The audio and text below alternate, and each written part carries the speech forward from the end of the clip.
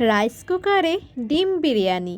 কিভাবে রাইস কুকারে ডিম বিরিয়ানি রান্না করলাম সেটা দেখাতে নিয়ে চলে আসলাম। খুব সুন্দর ঝরঝরে রাইস কুকারেই এখন বিরিয়ানি রান্না যায়।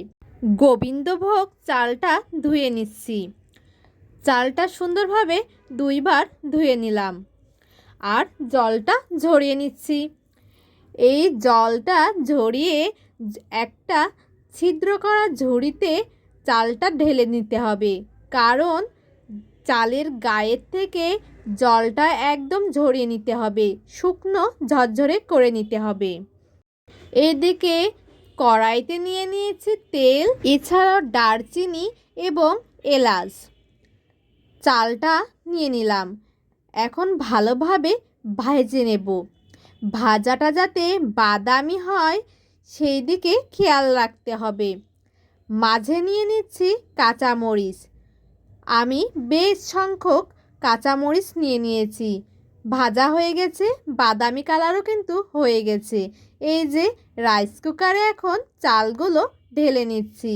আর হ্যাঁ, পরিমাণ মতন বিরিয়ানিতে যদি জল না দেওয়া হয় তাহলে কিন্তু ভালোই হয় না, আটো আটো হয়ে যায়, খেতেও ভালো লাগে না।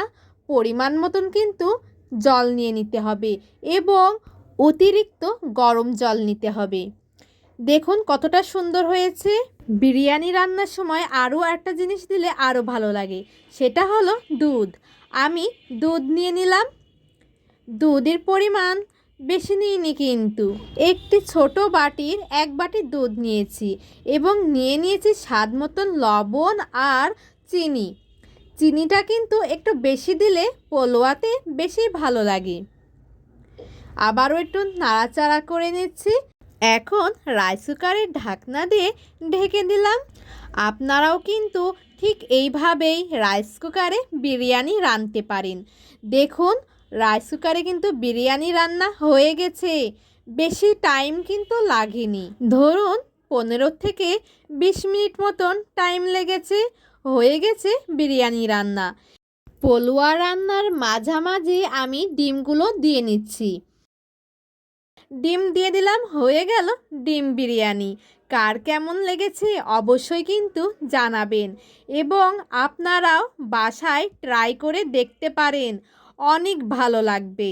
আমার মতন যে যে রান্না করবে বাসায় আমার এই ভিডিওটি দেখে তারা কিন্তু অবশ্যই কমেন্ট বক্সে জানাবেন এবং দোলার বাঙালিয়ান রান্নাঘরে আরও সুন্দর সুন্দর রান্না আসছে, সবাই কিন্তু চোখ রাখবেন।